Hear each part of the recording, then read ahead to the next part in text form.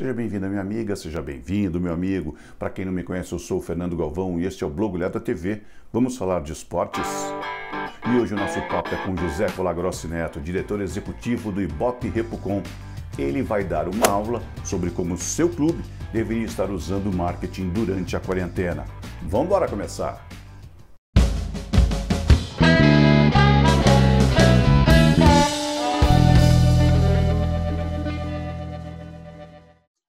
José Colagrossi Neto, um prazer recebê-lo aqui com a gente. Eu estou enganado ou os clubes brasileiros eles estão perdendo a chance, uma chance enorme de poder minimizar a diferença de exposição que eles não têm mais na TV durante a pandemia, agora nas redes sociais?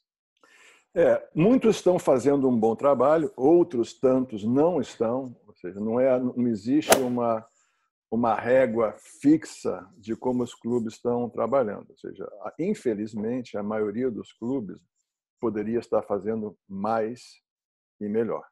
Isso tem a ver com o DNA de cada clube. Essa é uma questão fundamental. Ou seja, tem clubes que têm DNA de liderança, de fazer as coisas bem feitas, de profissionalismo, de eficiência, e fazem isso em todas as áreas, no campo, no marketing comercial e nas comunicações também. Infelizmente, tem outros clubes que ainda não entenderam a importância das mídias sociais, que não entenderam a importância fundamental das mídias sociais como plataforma de engajamento de torcedor, como plataforma comercial de venda de produtos oficiais e licenciados, e principalmente como plataforma de agregar valor às marcas patrocinadoras. E como você bem colocou na sua pergunta, vivemos um momento onde não existe transmissão, não tem competição, não tem jogos.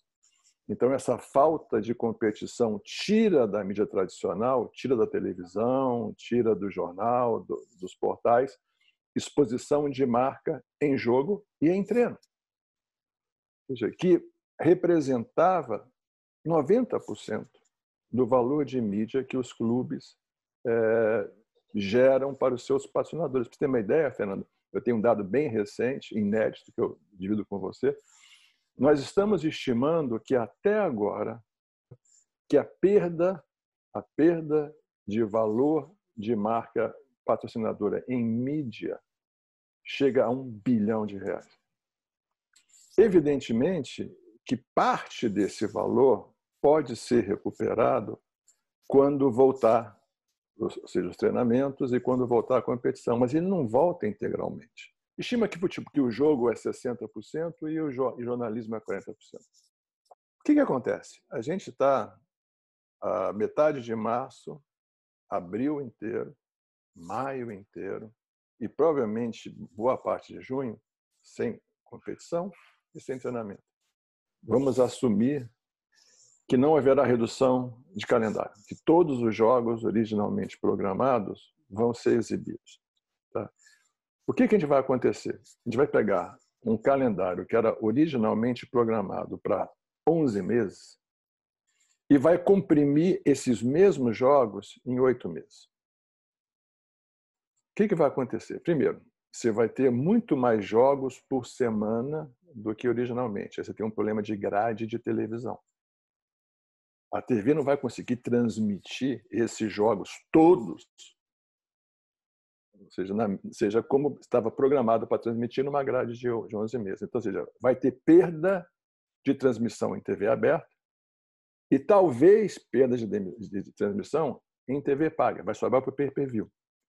Ou seja, isso significa perda de valor de mídia, porque ou seja, o maior valor de mídia é entregue na TV aberta, depois na TV paga e depois no pay-per-view. Mas tem outra consequência igualmente negativa, que é o seguinte: você vai ter menos dias de cobertura de futebol. Ou seja, não teve cobertura de futebol basicamente em abril, nenhuma, em maio, nenhuma, em junho vai ser possível. A cobertura desses meses não se recupera lá na frente. Isso é perda, totalmente perda.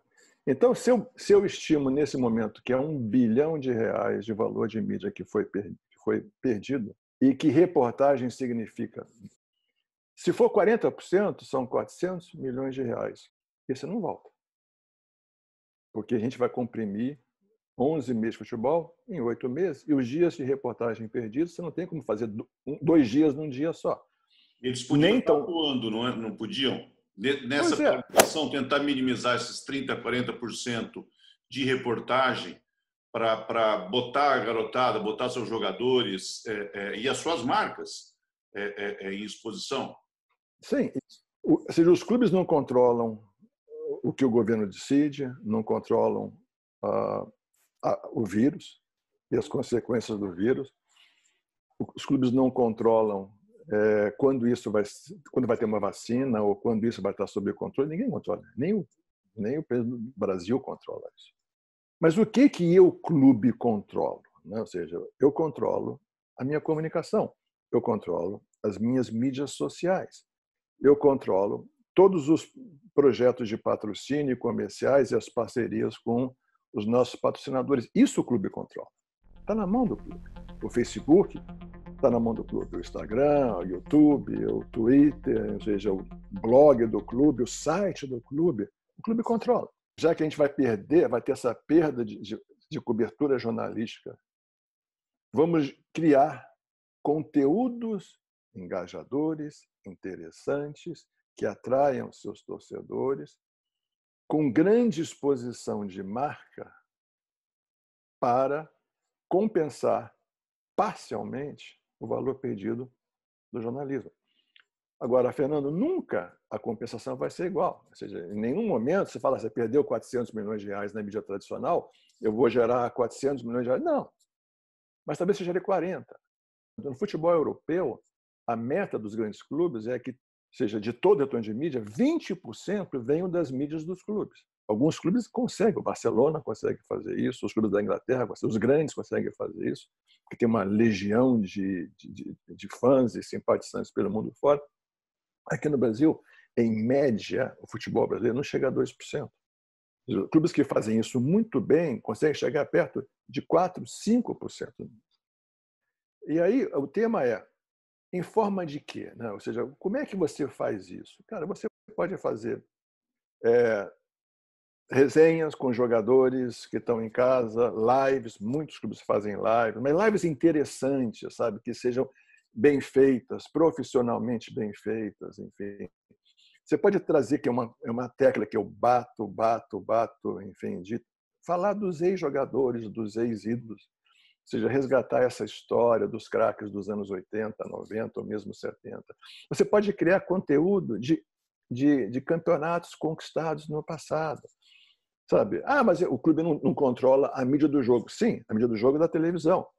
Mas o clube controla os jogadores, controla, seja os bastidores, pega o ex-técnico, pega ex-jogadores, enfim, conta a história daquele jogo ou a história daquele campeonato. Ou seja, o que o craque de então está fazendo hoje, recordações, enfim. Tudo, e sempre com muita exposição de marca. Pega os seus parceiros comerciais e façam promoções, ou seja, promoções de perguntas e respostas, quizzes. O primeiro que acertar, ou seja, ganha uma camisa autografada. Sabe? O primeiro que escalar esse time dos anos 50 ganha alguma coisa, ganha um ingresso, ou ganha um desconto em alguma coisa no licenciado, ganha um vale-clube. A grande mídia está fazendo isso. Se você pegar, por exemplo, os portais de esportes, todo dia tem competição, todo dia tem teste sua memória, quão botafoguense você é, escale os times campeões da Copa América, que é ótimo. Porque, no fundo, viu, Fernando, isso aqui é um exercício da paixão. Ou seja, dá uma chance para o fã, para o torcedor, para o superfã, de exercer a sua paixão, falar do seu clube, gerar discussões interessantes, polêmicas, que centenas, se não milhares de torcedores entram na discussão, alguns falando bem, alguns falando mal. Isso é ótimo. O futebol nasceu no Brasil em papo de bar, em papo de botequim, ou seja, de torcedores de clubes diferentes zoando um ao outro, brigando, discutindo, brigando no bom sentido, né? Vamos replicar esse ambiente. O torcedor adora falar disso. O torcedor adora falar de sua paixão. E isso é uma coisa que não custa muito dinheiro, se é que custa alguma coisa. Ou seja, você cria conteúdo de fã, que é o melhor conteúdo que tem, já chega prontinho para você. Agora precisa pensar, né? Aí entra na questão do profissionalismo, né? Uma coisa que eu não entendo é por que no Brasil, no esporte brasileiro e no futebol brasileiro, ainda existe essa percepção de que comunicação não precisa ser profissionalizada. E eu não entendo isso. Eles contratam jogadores profissionais, eles contratam técnicos, preparadores físicos. Existem profissionais em muitas áreas. Mas quando chega na área de comunicação, principalmente comunicação, mas também um pouco de marketing comercial, enfim, é sempre um amigo, sabe? É sempre, desculpe, não é sempre, estou sendo genérico demais, mas muitas vezes é um amigo, uma indicação política, alguém que se conhece. Eu fiz faculdade de comunicação, enfim. Comunicação, como tudo na vida, é para profissionais. Você tem que ter um esquema profissional de comunicação para gerar conteúdo que engaje e gere valor para o clube, para o atleta e para o patrocinador. Que tipo de ação te chamou a atenção? Além dessa com os jogadores do passado, alguma outra você propôs aqui? Foi uma boa sacada que tiveram. Eu queria citar um exemplo de fora do Brasil, que talvez seja simbólico do que você, até onde você pode ir para gerar valor para o clube, para os torcedores e para suas marcas, que é o tic-tac do Barcelona, entendeu? O tic-tac é fantástico, que é uma piada com o TikTok, né? Ou seja, cara, que viraliza. Tem uma coisa, Fernando, que é fundamental. Só tem uma coisa que o torcedor gosta de fazer, mais do que torcer pelo seu clube, é ser reconhecido na sua paixão. Enfim, isso o torcedor quer ser reconhecido na sua paixão. Ou seja, na paixão, seja no investimento que ele faz de tempo e energia e amor ao clube. E você colocar os torcedores nas suas plataformas sociais, no seu site, reconhecer a existência dele e permitir que ele seja visto, é muito poderoso. Nós, essa semana, avisamos que, a partir do mês que vem, no nosso ranking digital, a gente vai incorporar o TikTok. Veja, por quê? Porque eu tenho que incorporar, eu não posso mais ignorar esse tal de TikTok. Por quê? Você tem um número grande de clubes que já têm as suas plataformas próprias. Alguns deles, como o Flamengo, tem uma quantidade enorme de pessoas que já estão engajados, o Corinthians também. E eu faço isso, a partir de junho, por dois motivos. Primeiro, porque eu tenho que reconhecer que essa plataforma existe e está sendo abraçada pelos torcedores. Eu acho até que eu demorei demais para reconhecer isso. Mas o outro motivo de eu incorporar é para incentivar os clubes a levar isso a sério. Entendeu? A turma do TikTok é uma turma jovem. É uma garotada. Tá? E os clubes brasileiros hoje competem com os clubes de fora do futebol europeu pelo coração dessa juventude.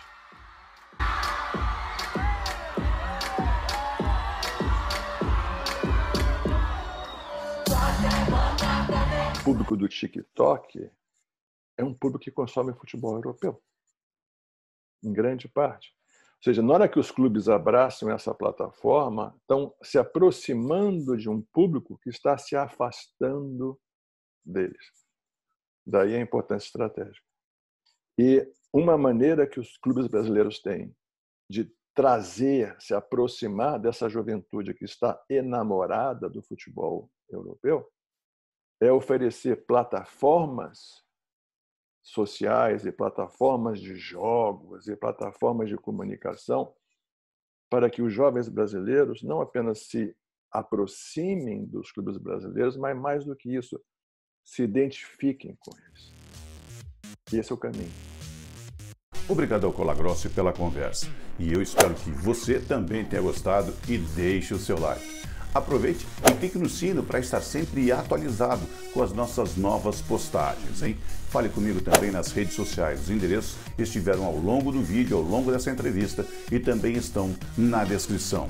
Excepcionalmente na próxima terça-feira a gente não vai postar vídeo novo não, mas a gente volta no sábado, hein? É só chegar.